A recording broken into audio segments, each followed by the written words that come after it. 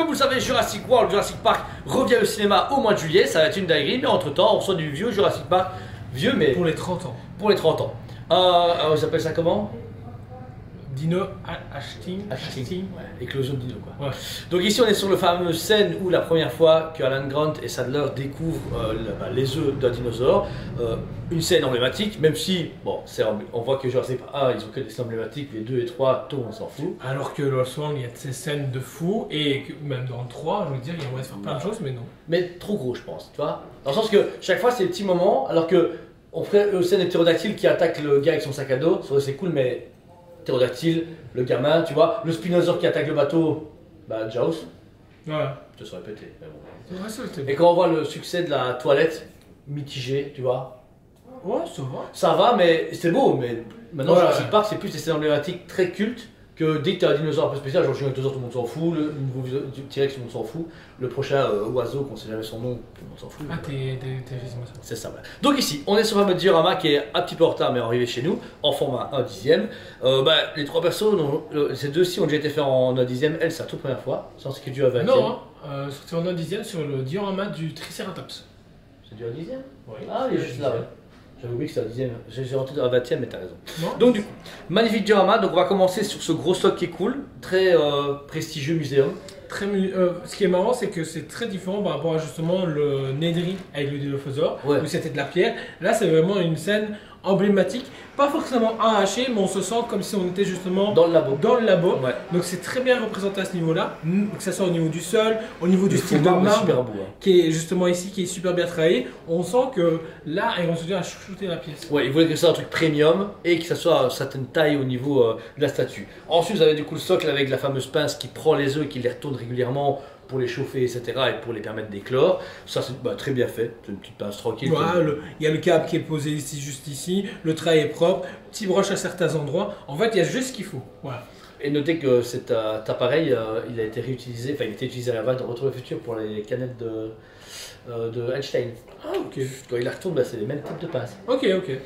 Ensuite, vous avez le socle principal, facile, un gros boulon, voilà, pas compliqué parce qu'on ne voit pas beaucoup dans le film. Mais après, vous avez le petit terrarium où vous avez toutes du foin et de l'herbe qui sont bien faites sans plus. Ça le minimalisme est parfait parce que vous l'avez légèrement en broche et légèrement texturé à certains endroits pour rappeler justement ce faux foin ou cette fausse herbe qui permet justement de garder au chaud les œufs. Après, vous avez les œufs qui sont hyper bien faits.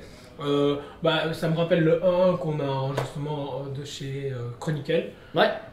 Donc franchement, vraiment un beau Très travail. Et après, vous arrivez justement sur celui qui est clos où le sang est pas mal fait, mais c'est particulier. Après, pour du 1/10, je pense que plus précis, c'est compliqué. Surtout oui, un non, petit parce que dinosaure. le petit, il est super bien fait. Ouais, il est très très beau. Après, on voit quand même le fait que c'est un petit truc en 3D, que c'est limite, mais c'est super chouette. Moi, mon seul, alors pas reproche, hein. La version quand t'écoutes, je disais qu'il manquait un truc d'air, c'est juste un pied avec le truc qui chauffait pour la lumière. Comme ça, tu aurais eu la grosse On va lampe. avoir vraiment ce côté cocon. Voilà, ou genre, pas dire une cuve, mais vraiment avoir juste ça, comme ça tu peux l'allumer, tu aurais eu la lampe rouge qui aurait pu faire un truc un peu plus sinistre. Ah, c'est pas mal. Donc voilà. Ensuite, vous avez trois personnages, John Hammond, Sadler et Alan Grant. Alan Grant, c'est un perso légèrement le moins bien fait du set complet, mais bon, il est quand même super beau. Hein. Maintenant, il a un visage, je trouve, très compliqué de base. Ouais. Il a un visage bien charismatique et bien à lui. Maintenant, c'est celui qui est le plus raté. Vraiment Même pas, débrouillé. non, il Mais est bon à je trouve 99%. Quoi. Quand il est comme ça passe, c'est nickel. tu Ouais, vois. ouais. C'est parfait, le travail de la main, le travail des doigts, même la montre, ils l'ont fait. Le broche apporté justement à sa chemise ouais, super beau. est parfaite. Même la texture apportée, on sent que c'est cette vieille chemise de, pas de cow-boy, De jeans. mais... C'est une en jeans. Oui. Et tout le reste, hyper bien fait. Même les éléments sur sa ceinture sont représentés. Puis vous arrivez sur son pantalon qui est texturé et ses petites bottines. Même travail sur Sadler, là celle qui a mieux fait parce qu'elle est comme elle est face au diorama, on a vraiment son visage qui est en extase, qui est en train de découvrir un dinosaure, ses lunettes, etc. C'est elle, hein, du 98%. quoi. C'est elle à fond. On a sa même morphologie, une femme de comme assez fine, etc. Avec des vêtements très amples, chemise rose sur un short et sur ses fameuses bottes. Donc elle respecte parfaitement Sadler du film. Et pour finir, on a le magnifique John Hammond qui est en train justement de montrer avec ses gants le Vélociraptor. Et pareil, John Hammond, son visage, quand moi je vois, on a eu la première en main dans mon studio qui était très passée, qui était déjà belle. Mais celle-là, elle est encore mieux. Parfaite. Le travail du crâne, le travail des cheveux mis sur les côtés. Moi, ce que par contre je trouve extraordinaire, c'est le travail des gants. Ouais. Le travail de ces gants, justement, chirurgicaux. merci, hyper bien fait, c'est légèrement translucide, donc du coup, voilà, peau en dessous. Et même au niveau de la forme des plis que ça donne, on a l'impression que c'est des vrais en fait. C'est ça, ouais. Pourquoi non? Donc franchement, magnifique diorama en format 10e. Notez que le produit est à 550 €, ce qui est étonnamment pas cher. Moi, j'avais dit à Joe sans vérifier que c'était 689,90. Il m'a dit non, 550 balles. Le prix est là, en plus, tant bien. Mais le truc, c'est que c'est pas logique. Dans le sens que on paye maintenant une Aéro Studio de super-héros. Là, c'est logique. Oui, Le oui, prix pour moi est excuse-moi. justifié. Dans le sens que tu payes 200 balles une Aéro Studio à 10e, X-Men, machin, si tu veux. Et là, tu as 3 persos plus un socle, 550 balles. C'est quoi le problème? Tant mieux. Ouais, moi je suis content. Mais et pour moi, il c'est trop qu'Aéro Studio prenne du recul et se fasse ok, où est le juste prix, où est le faux prix. Maintenant, peut-être que là, ils ont dit ça peut-être à, imaginons 2000 pièces. Par contre, d'autres pièces, Gambit, imaginons Aéro Studio, ils l'ont peut-être 50. évité à 50. Ouais, Et du coup, en fait, ils pallient peut-être les prix comme ça, mais même des fois, ça reste pas justifiable parce que quand on regarde la nouvelle Jurassic, on est à 1900, je crois, de mémoire. ça va être terrible, ça va être énorme. Mais maintenant, il va être magnifique, à ça, genre, je dis pas le contraire, mais je pense que là, les prix, ils n'arrivent plus à le mettre comme il faut. Attention, il nous reste une toute dernière pièce pour qu'on fait la vidéo de ces statues et peut-être un réassort, dans le sens qu'on a été livré à 80% de nos quantités, les autres ne sont pas garantis à 100%. Tous nos cas commandés actuellement L'ont reçu, ont reçu le message pour dire comme Payé. quoi elles étaient arrivées et qu'il fallait finaliser le paiement. Par contre, après un mois, pas de nouvelles, vous savez très bien, on va en vendre, je ne peux plus. Donc, s'il vous plaît, si vous avez commandé, vous dites c'est bizarre, il ne m'a pas contacté, soit ça a bugué, donc contactez Jordan ou moi, ou alors payez. Donc voilà. Mais si vous avez plaisir, foncez. On vous le répète à chaque fois que c'est chez Prime One et Aéro Studio, vous la voulez, prenez-la. Payez en plusieurs fois, c'est possible, vous ne serez pas à dire ouais, vous le payez maintenant. Surtout, ce que je trouve étonnant avec Aéro Studio, c'est que les gens ne prieront pas forcément, mais je vois que dans les 1 an ou 2 qui suivent, finalement, les gens se disent ah, j'aurais dû l'acheter, vous savez où je peux encore la trouver? Bah non, à part mettre peut-être le double du prix sur eBay, je vois pas trop. Ou si des fois on tombe sur quelqu'un qui la revend au juste prix, ça arrive encore, mais ça devient plus rare, effectivement.